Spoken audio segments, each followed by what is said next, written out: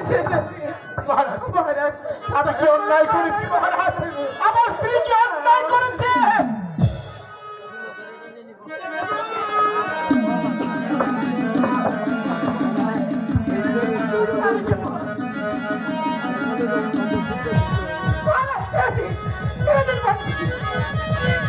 সত্যবতী,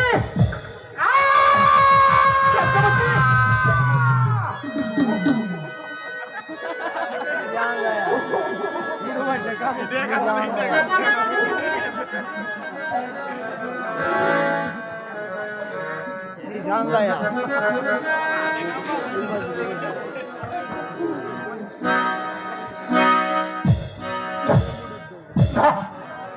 মহারাজ না, আপনি তো নিষ্ঠুর হবেন না মহারাজ।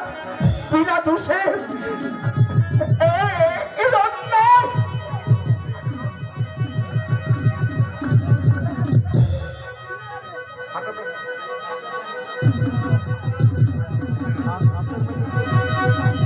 সত্যবতী,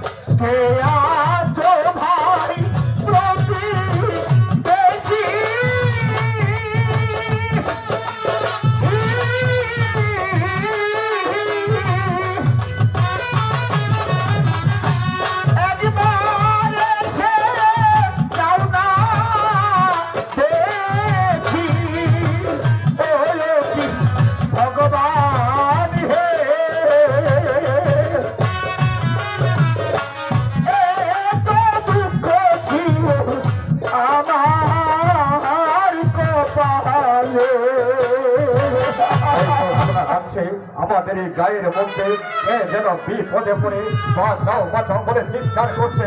তাই তো এখানে আমি আর বিলম্ব করবো না, আমি গিয়ে দেখবো আমার গায়ের মধ্যে কে বাঁচাও বাঁচাও বলে চিৎকার করছে। আমি দেখি তাকে বাঁচাতে পারি কিনা।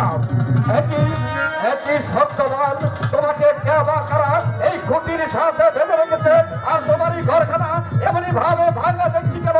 বলো ভাই সত্যবান, তোমার কি হয়েছে? আমার কাছে খুলে বলো। দাদা, আমি আমার বাঁধনটা খুলে তুমি একটু অপেক্ষা করো, আমি তোমার বাঁধন খুলে দিচ্ছি।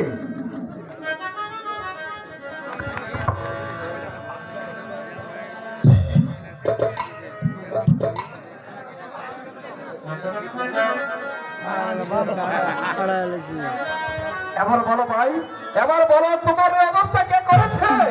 জানো জানো দাদা, জানো নিষ্ঠুর পাষাণের হৃদয়হীন জল্লাদ ওই রাজা রণজিৎ আমাকে অন্যায় ভাবে ঘরের খুঁটির সঙ্গে বেঁধে রেখে আমার স্ত্রীকে সে হরণ করে নিয়ে গেছে।